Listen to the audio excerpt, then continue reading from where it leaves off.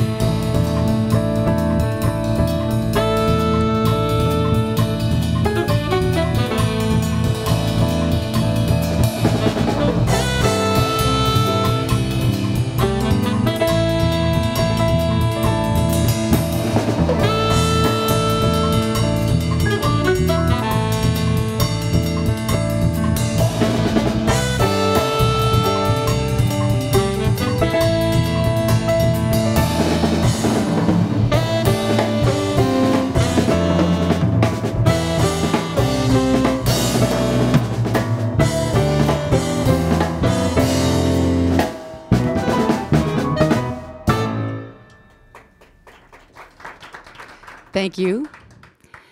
Numa Divina is the scripture passage that we share together and explore together each week. And this week, our Skype guest Jana Riess will share our first reading of the Pneuma passage. Our passage today is from the Gospel of Matthew, chapter 2, verses 1 through 12. So let's listen together as Jana reads the Pneuma with us. Thank you. In the time of King Herod, after Jesus was born in Bethlehem of Judea, wise men from the east came to Jerusalem, asking, "Where is the child who has been born King of the Jews? For we observed his star at its rising and have come to pay him homage." When King Herod heard this, he was frightened, and all Jerusalem with him. And calling together all the chief priests and scribes of the people, he inquired of them where the Messiah was to be born. They told him, "In Bethlehem of Judea, for so it has been written by the prophet, quote, 'And you, Bethlehem, in the land of Judah, are by no means least among the rulers of Judah, for from you shall come a ruler who is to shepherd my people Israel,'" unquote. Then Herod secretly called for the wise men and learned from them the exact time when the star had appeared. Then he sent them to Bethlehem, saying, "Go and search diligently for the child, and when you have found him, bring me word, so that I may also go and pay him homage." When they had heard the king, they set out, and there, ahead of them, went the star that they had seen at its rising, until it stopped over the place where the child was. When they saw that the star had stopped, they were overwhelmed with joy. On entering the house, they saw the child with Mary, his mother, and they knelt down and paid him homage. Then, opening their treasure chests, they offered him gifts of gold, frankincense, and myrrh. And having been warned in a dream not to return to Herod, they left for their own country by another road. Look forward to seeing you in a few moments talking about Twible. Twible. Yeah, Those are so great. I know, it really is. You know, that's kind of a book that I never would have really thought of ordering. It's not my kind of thing, but if it didn't have Jana Riess's name on it, I thought, okay, well, if it's from Jana, I'll try it. You know, so I laid down my $17 or whatever at Amazon, and oh my gosh, it is really fun.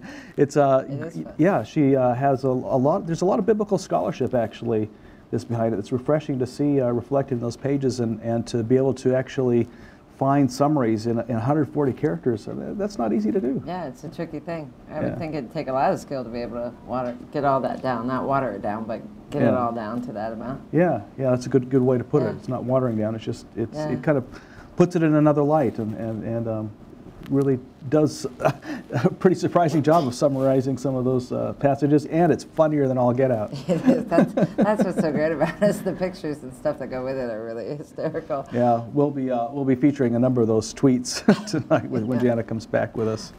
So we've been we've had some activity out on our blog this week, and we didn't put up a question of the week this week. So no, we didn't. It was we were talking about something about nudging, and then we weren't sure about Donna's appearance, so we just didn't put a question out. But we did have an entire staff singing Christmas carols all week long, including Leslie Merle, who's one of our regular bloggers, and she wrote a blog about her Christmas singing and how that brings back all kinds of memories for her, and not so great memories really. There were some times in her family where there was bitterness that would raise its head, but at Christmas time it was the Christmas carols that brought them all together. And even non-church going people and people that say they don't believe use the Christmas carols as a way to kind of put them in the spirit and brings everybody together. Yeah. And Leslie actually writes on her blog at the very end, she says, "Christmas and holiday music has the same underlying theme. We're all broken. It's just a time to set aside our differences, our brokenness, our mistakes, and come together joyfully. The songs we sing, although we sing them in unison, mean something special to each of us. And that's what makes Christmas songs so special, even when blaring from a cubicle." Yeah, that's great. Which she's been doing all week long. That's right. Blaring from a cubicle. It's a good thing. She has good taste in Christmas music. That's right. Yeah, no, it's interesting how with the holiday hustle and bustle, that singing really kind of creates because a lot of those songs have been with us deep in our memory banks. At least for me, it creates this sense of stillness even amongst the hustle and the bustle. Yeah. I think so. Yeah, it's a nice blog. I got all my tapes in my, now they're all on my computer, so I made a little playlist, so I've got all my music playing. So it's great. Well, in anticipation of being joined by the Magi tonight in our passage, we brought a few Magi here too. You may wonder about that tradition. Some people hear there were 3 kings, other people hear about 3 Magi, and what are Magi and so forth. Well, first of all, we don't know if there were 3, or some parts of the tradition said there were 2, some said 6. There could have been 20, we don't know. The only reason why it's kind of stuck with 3 is because there were 3 gifts given by these folks. But there's no mention of kings. They were not kings. They did not have names like Melchior, Belshazzar, and Gaspar. That all came, much later. There's nothing in the Bible about that. But they're referred to as Magi, and those folks would have come likely from the area, the modern-day Iraq. They're Persian and astrologers, people who follow the signs in the heavens. But a lot of this, of course, there's been a lot of debate over the years whether was this story real or not, and there's certainly many grounds upon which one might question. Like for instance, could a star stop? The question of the stars moving wasn't a really issue. I mean, the stars don't actually move; the Earth does. But all stars move, then, with reference to the Earth. But a star stopping and then stopping over a house. Well, imagine, our sun is 1,000,000 times larger than the Earth, and that's a small star. So imagine a star stopping over a house in Bethlehem. There would probably not be any more house left. That's true. That's not close. Yeah. But the point of these stories was really much like many stories in the Bible. The authors weren't trying to simply talk about something that happened long ago, but really they were trying to write about what keeps happening over and over again up until our day. What we refer to here as the mythological imagination. Not simply fictitious stories, but rather stories that point beyond themselves to higher truths. So if we simply ask ourselves, instead of, well, did it happen this way or not, and simply ask, well, what would an author like Matthew try to be conveying through the use of this story? Well, then suddenly it really opens us up to the magic of the story. Like why frankincense and myrrh?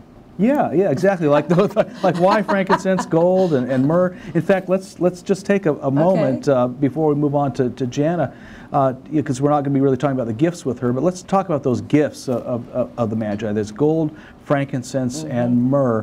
What was the significance in the ancient times? Well, in ancient times, gold was not simply a currency, and certainly the gift of gold didn't mean that they were bringing a giant gift card. In a sense, but rather gold symbolized loyalty, specifically the loyalty you give to a sovereign or a leader. So for instance, in this Assyrian inscription here, I'll put it up on the screen here, this is from the black obelisk that was found in Assyria. That is, the person bowing there is an Israelite king, Jehu, and the one he's bowing before is Shalmaneser III, an extremely powerful Assyrian leader. And it says in the inscription that Jehu brought him like tons of gold, gold bowls, gold goblets, gold candlesticks, etc. Nice. And he brought them not because he thought Shalmaneser needed the money, but again, as a sign of loyalty. In the case of Jehu in Israel at the time, he needed to be loyal to the Assyrian emperor, otherwise there would be no Israel. But then the frankincense is a resin that's secreted and then can be dried like this. There's frankincense and of course burned. And one asks, well, what's the significance of frankincense in ancient times? Well, actually, if we look at this video from modern times, here you'll see a modern-day use of frankincense here that's connected to the ancient sense. This is from the Santiago de Compostela. Compostela means actually field of stars in Spain, from the ancient pilgrimage route, 500-mile pilgrimage route that's been traveled for about 1,000 years. And it ends in this great cathedral. And they have just about the world's largest incense censer. And then they swing it here. Check it out as this goes.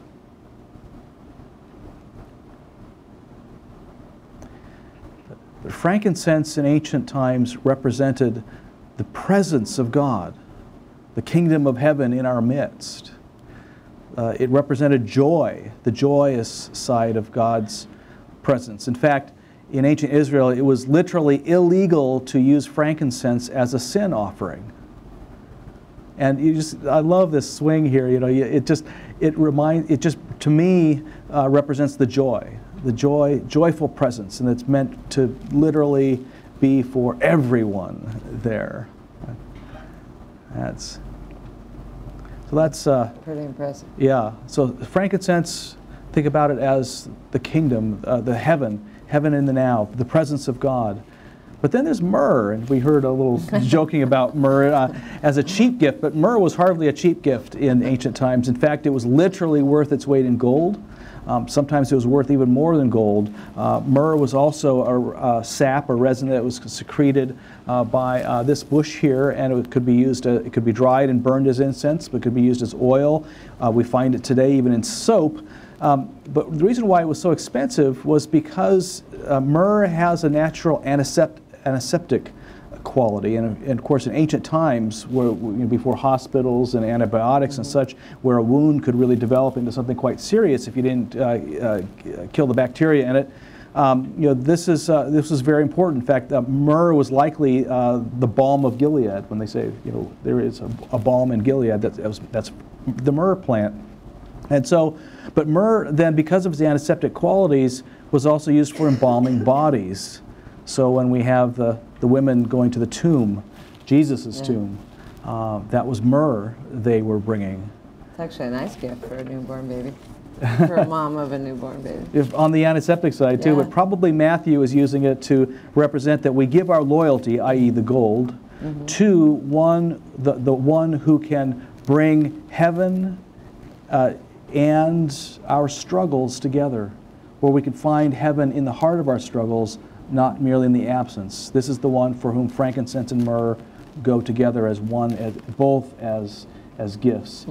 And of course, we hear in the book of Matthew, the very first words out of Jesus' mouth are basically saying that very thing. We've kind of gone over this at Darkwood Brew before. We're usually hearing those words as the kingdom of heaven is at hand, repent and believe the good news. But the Greek actually, a more accurate translation is this one here. Heaven is now. He's not denying that heaven's later, but heaven is also now.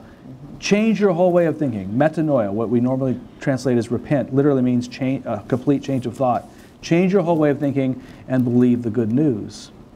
Well, if heaven is now, the now is full of struggle. And so if we're going to actually accept Jesus' statement, we have to change our whole way of thinking about heaven, literally locating it and finding it in the heart of struggle, not merely in its absence. In other words, this one who we pledge our loyalty to has a realistic faith, not some pie in the sky by and by, but offers a real basis for hope, which we'll be getting to in a little bit. Yeah. Well, before moving on, we want to also thank you for your donations this last year. We are at the very tail end of our matching gift drive. We're about $2,500 away from a complete $25,000 match. We'll literally lose that $2,500 if it's not matched by the end of the year. So we really appreciate any gifts you can give now before the end of the year. Of course, you can also get a tax deduction for that and everything. But we really appreciate it, your gifts now, so we don't lose that. That's literally a matching gift. There is no like, oh, it doesn't really go away. No, it literally goes away. Well, and this way you can double your own gift. That's right. You literally double that gift. And thank you for those of you who have contributed that $22,500 that will be matched at the end of the year. So, well, Jorge, you want to introduce the band?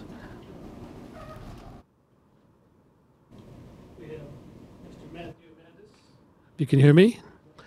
On piano, Bobo Bennett on the drums, Steve Gomez on the bass. My name is Jorge Neela. We'll be doing a couple tunes by Chuck Moronic, Time Essence, and Justice later on in the show. We'll be supplying some contemplative music as Tracy leads us in our traditional Advent iPhone lighting.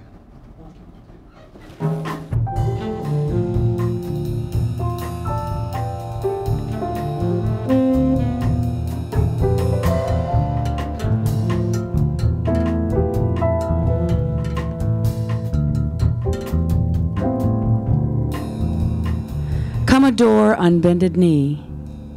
Come away, come today to Bethlehem.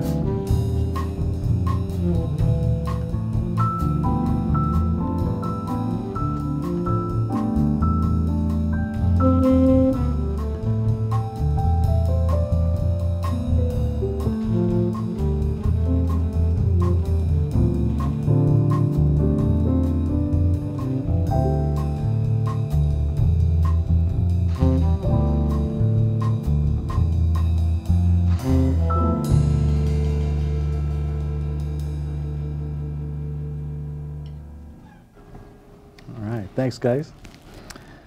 Well, Jana, it's good to have you join us again. I think you were on Darkwood Brew, what, about a year or so ago? And yes. After you'd written Flunking Sainthood.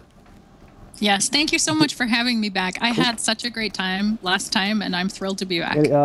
We have volume. Can anybody hear her? Oh, just a second. We can't hear you first. Oh, there we go. Oh, now you're here. So you just written Flunking Sainthood. For those who maybe hadn't joined us or hadn't seen that book in the past, what's Flunking Sainthood about? Flunking Sainthood is a memoir about failing at 12 different spiritual practices. So fasting, fixed hour prayer, Sabbath keeping, a lot of things that people would probably be familiar with. It turns out that I'm not the only one who fails at stuff like that. So it seems that there are a lot of us out there. That's what that was.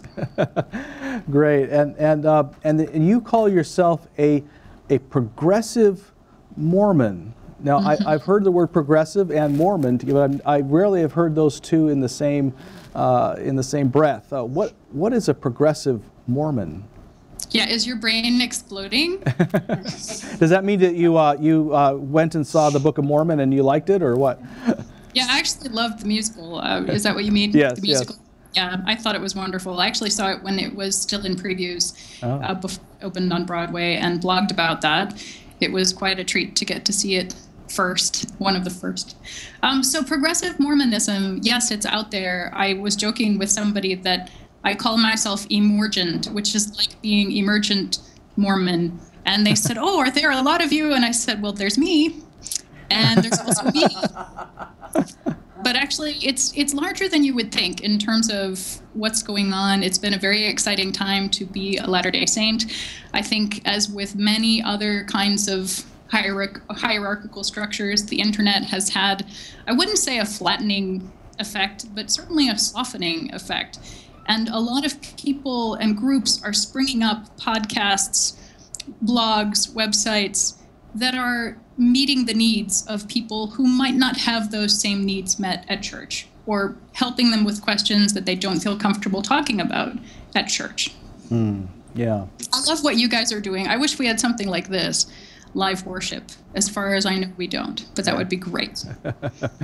We have a lot of fun, and it's fun to have you on the program.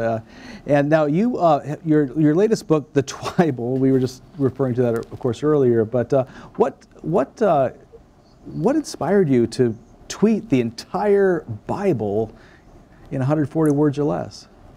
I think it's awesome that you said what inspired me rather than what possessed me, because I've had that version of the question as well, like what were you thinking, which is a valid question. The idea for the Twible started when I was on a business trip. I was in California, which is the birthplace of a lot of very odd religious ideas, and I had to look something up in the hotel nightstand Bible.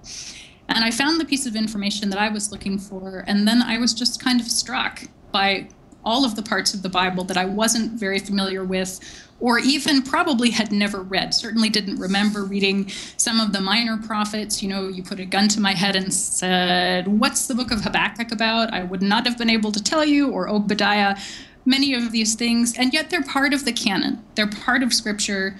So what would it be like to look at the whole Bible together, and to do this in community?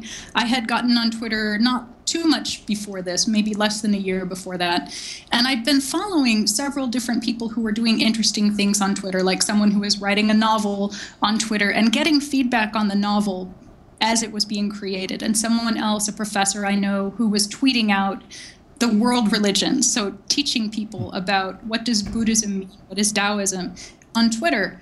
And I thought, what would it be like to do this on Twitter, every chapter of the Bible, 140 characters or less, or fewer, I should say. It's grammatically correct to say fewer.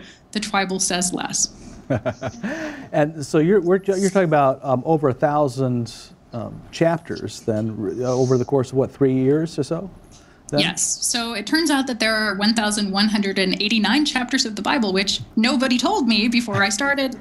But so that's more than 3 years of your life if you're tweeting. Plus, I had an overview tweet for every book of the Bible. So there are 66 books, and added those two things together, it took me about 3.5 years of actual tweeting. Yeah. And I think it's true to what you represented as having a 60% more humor and 99% less begats or something like that. Yeah, those are absolutely scientific numbers, yes. Yeah. That's right. But the humor aside, I mean, not that we want to push humor aside here, but in all seriousness, what were some of the insights, the challenges, what surprised you when you went through the Bible like this?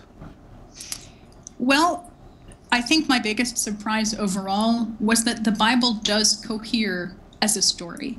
That if you think about it in this kind of bird's eye view, writ large, there's a narrative here of creation and exodus and exile and redemption that is not only told in these broad strokes, but is also hinted at throughout, like you just talked about with the Matthew passage of even at the very beginning, at the birth, there's death.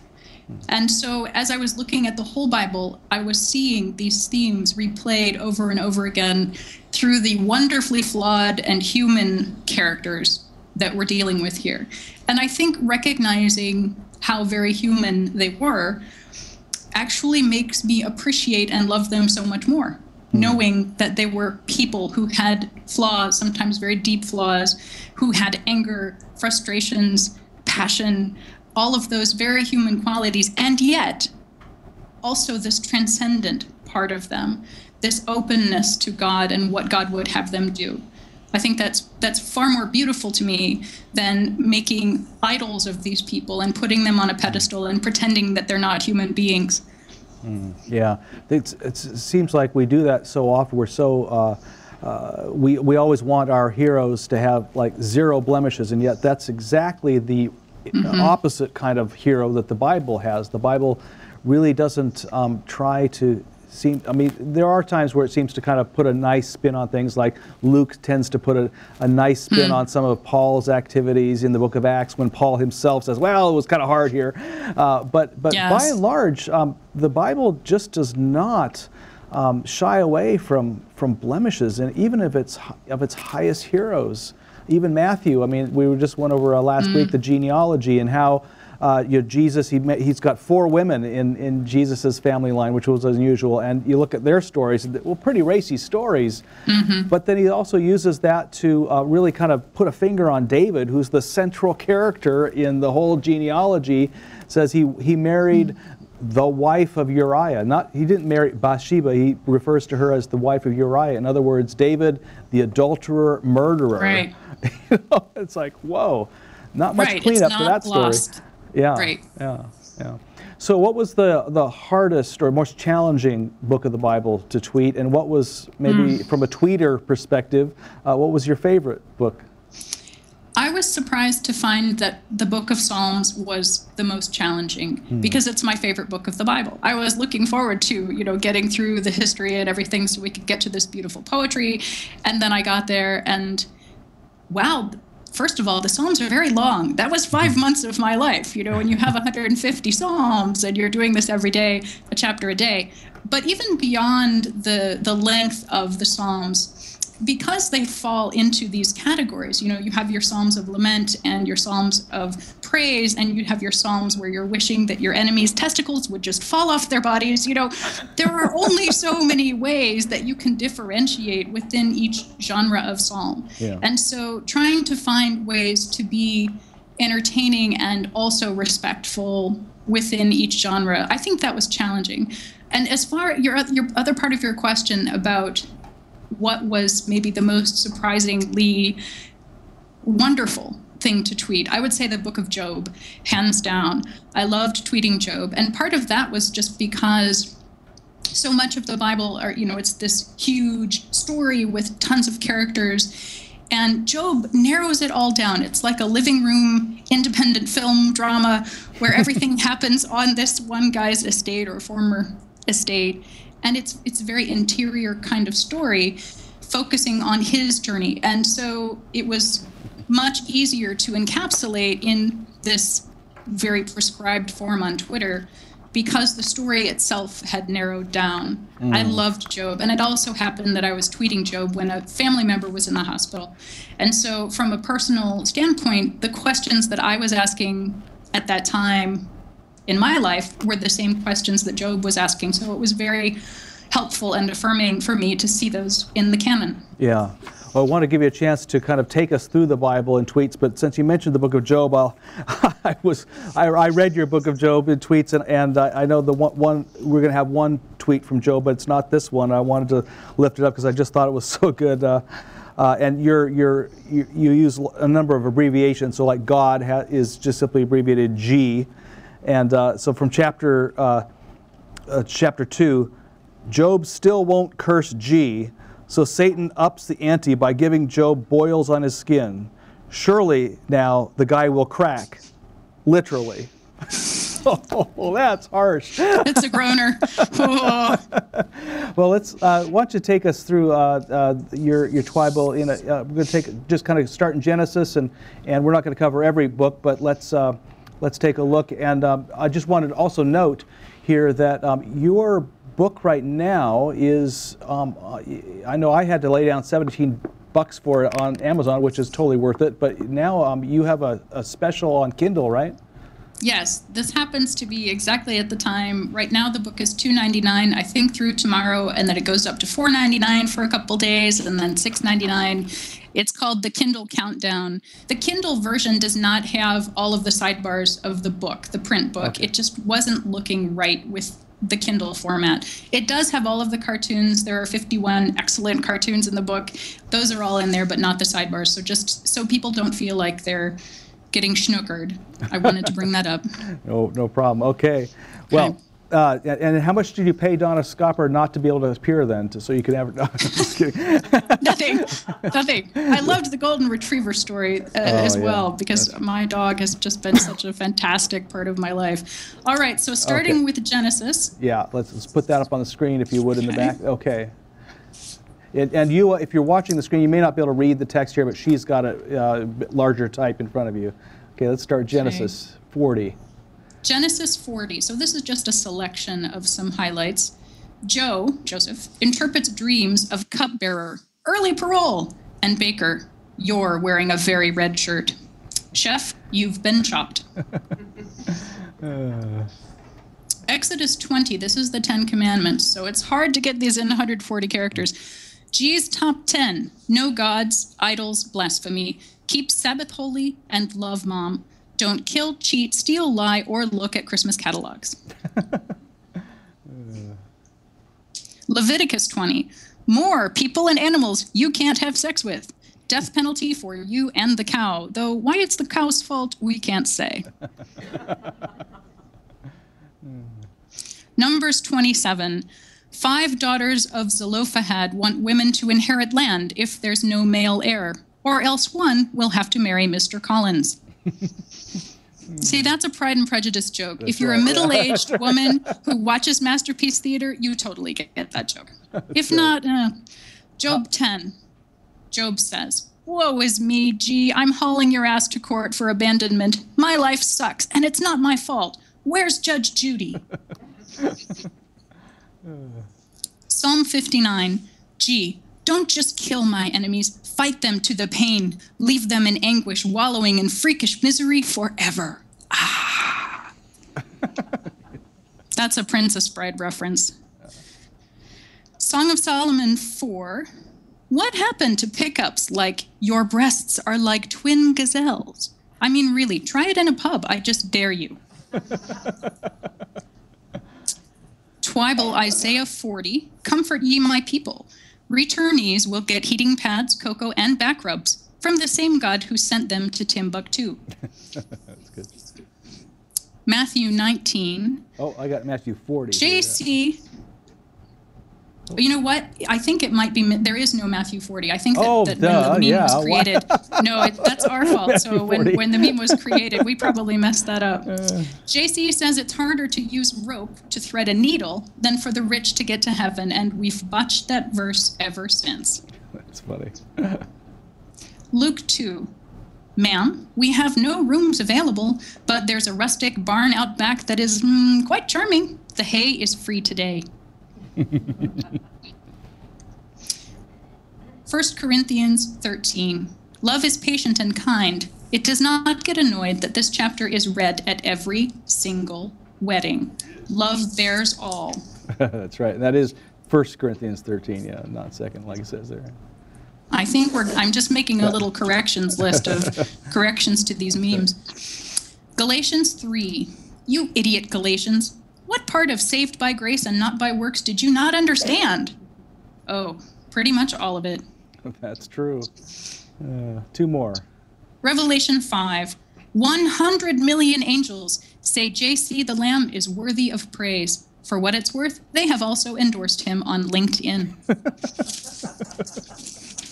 And finally, Revelation 21. The following jobs will be obsolete in the new heaven and new earth. Undertaker, grief therapist, anesthesiologist.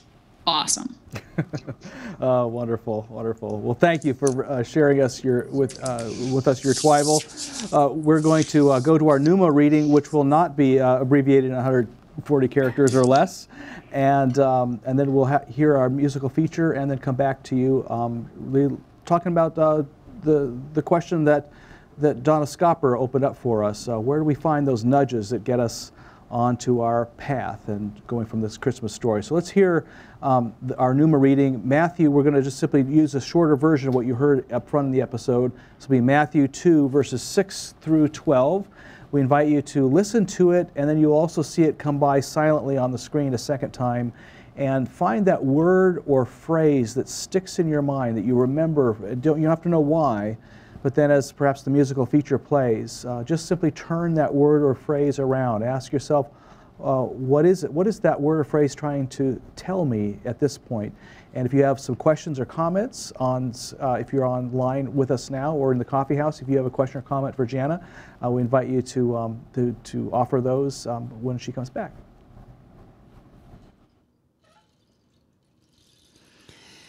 And you, Bethlehem, in the land of Judah, are by no means least among the rulers of Judah. For from you shall come a ruler who is to shepherd my people Israel. Then Herod secretly called for the wise men and learned from them the exact time when the star had appeared. Then he sent them to Bethlehem, saying, Go and search diligently for the child, and when you have found him, bring me word, so that I may go also and pay homage. When they had heard the king, they set out, and there ahead of them went the star that they had seen at its rising, until it stopped over the place where the child was. When they saw that the star had stopped, they were overwhelmed with joy. On entering the house, they saw the child with Mary, his mother, and they knelt down and paid him homage. Then, opening their treasure chests, they offered him gifts of gold, frankincense, and myrrh. And having been warned in a dream not to return to Herod, they left for their own country by another road.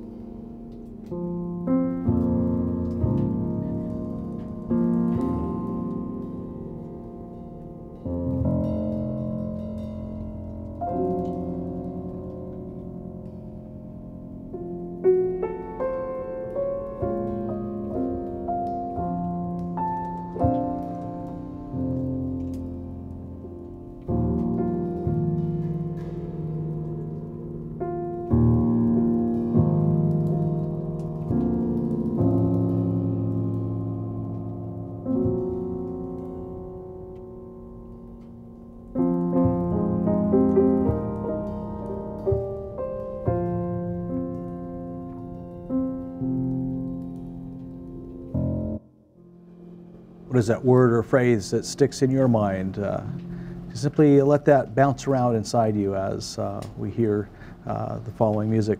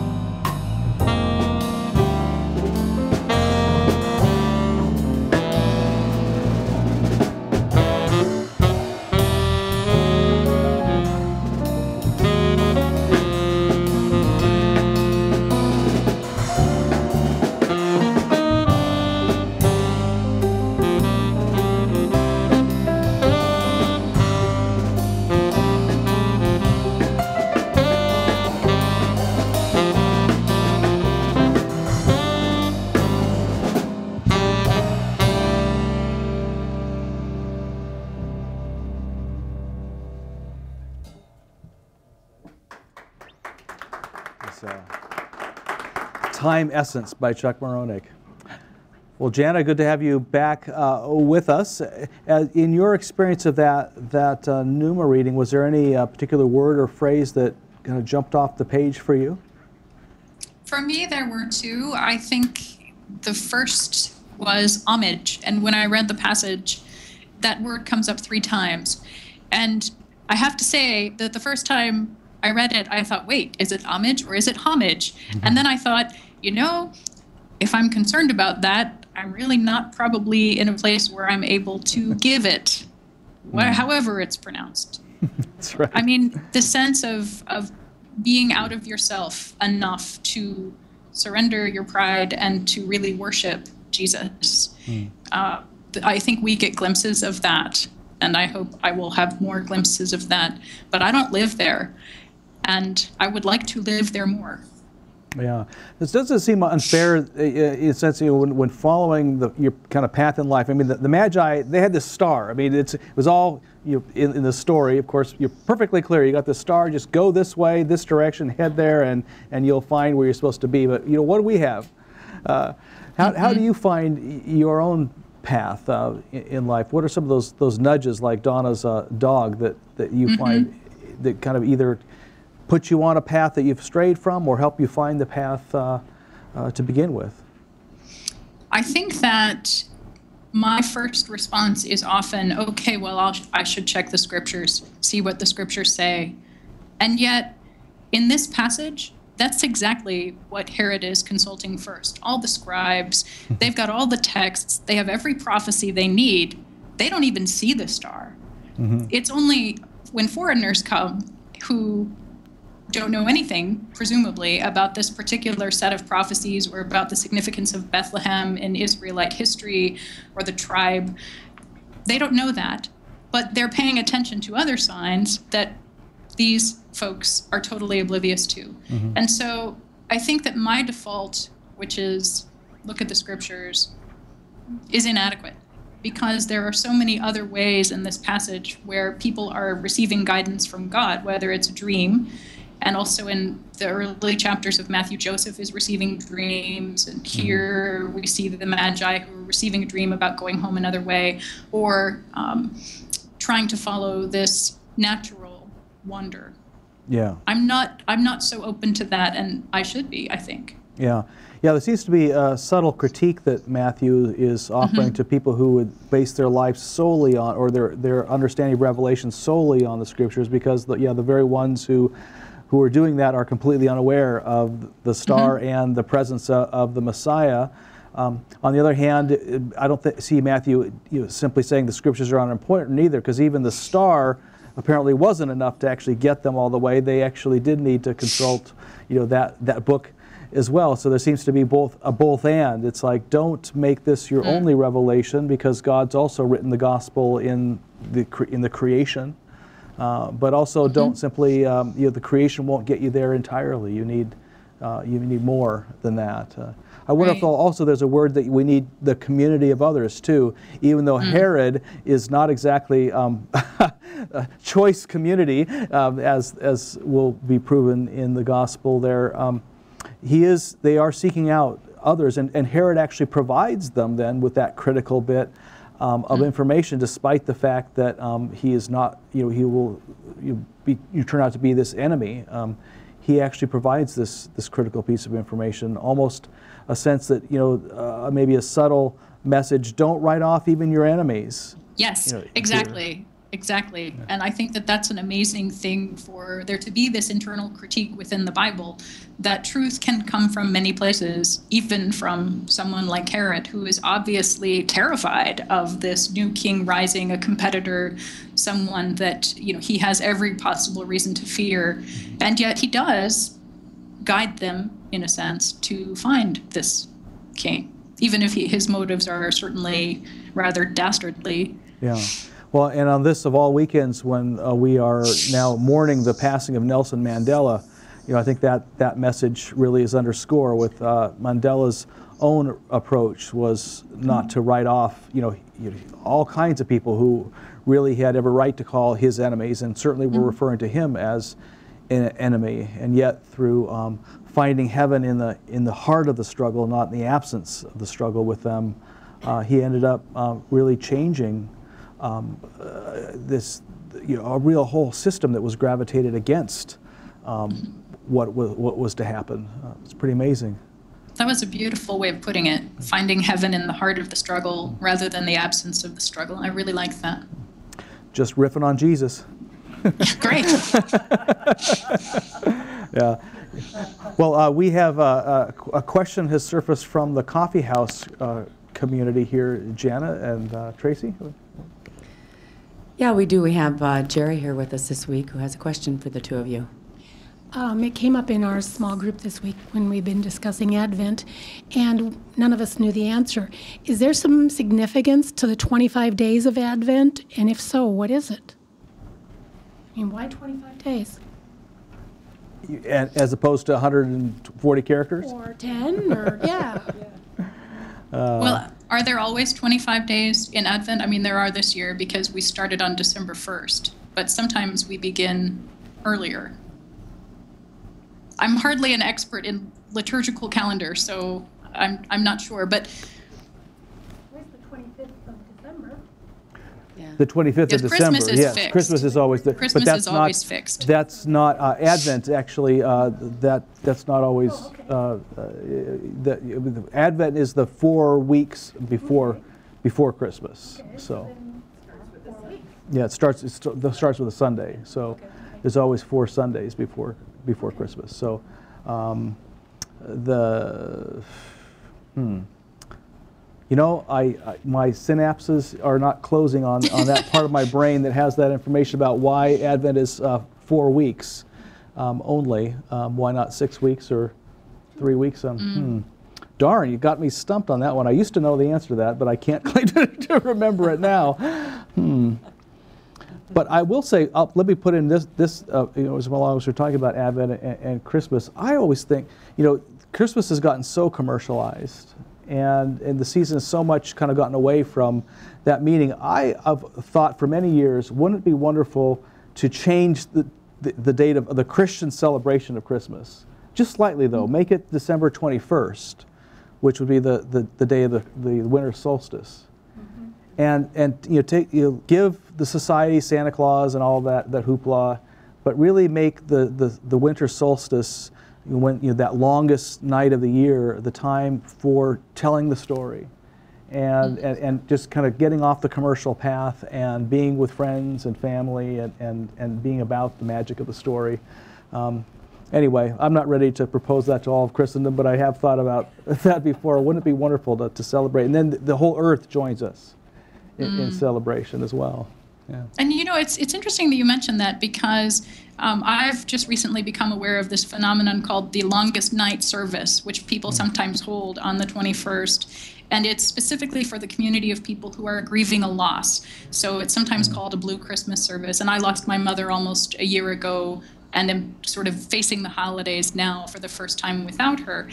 But the idea of having that on this darkest time, to meet together on the darkest night of the year, I find that to be a tremendously powerful concept. Yes.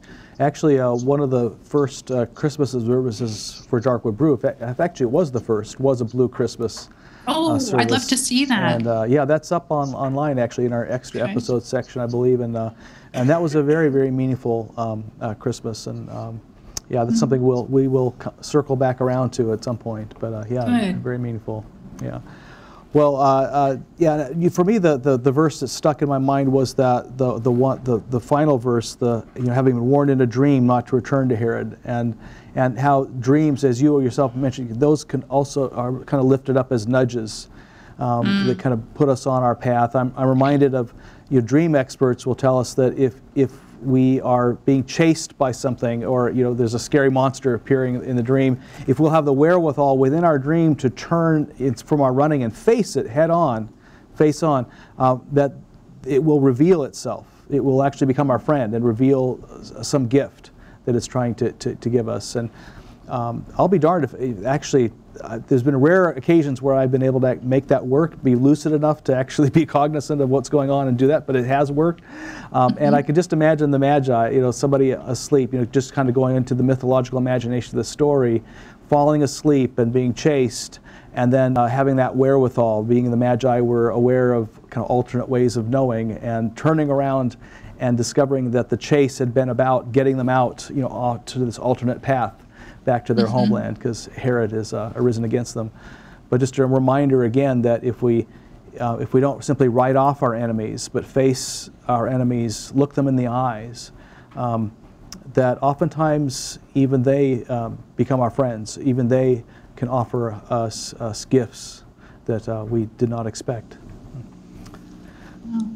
One thing I noticed also about that final phrase, home by another road, is this concept that when we have been transformed by an experience with Christ, we just can't settle back into normal life and do things the way we always have done them before. It seems like it's a metaphor for progressing with your journey, but not regressing the same way that you always have.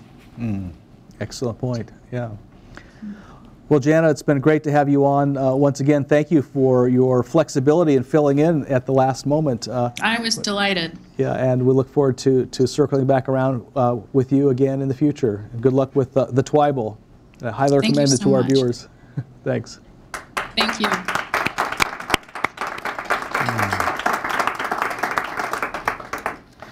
Well, every week we conclude our episode of Darkwood Brew with this ritual known as communion, in which you are invited to share if you're online with us this evening. If you have elements at home, either bread and wine, juice and crackers, what have you. But there's been some writing recently about whether communion is appropriate to be offered online, and we don't pretend to have any magic answer for that. In our understanding, it is, and in our experience, it can be quite moving, but we let you decide. We offer that to you to decide for yourself. But if you decide to join us in this ritual, we invite you to take bread and remember that on a night of betrayal and desertion, Jesus, amongst his own friends, broke bread and said, "My friends, this is my body, which is broken for you. Do this as often as you eat of it in remembrance of me." And so likewise, after supper, he took the cup, saying, "This is the cup of the new covenant in my blood. Do this as often as you drink of it in remembrance of me."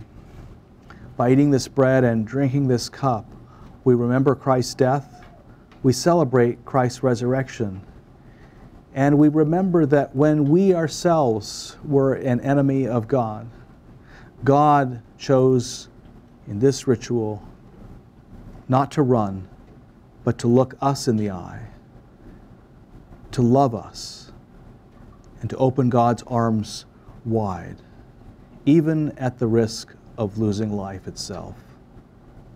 A love given to us freely.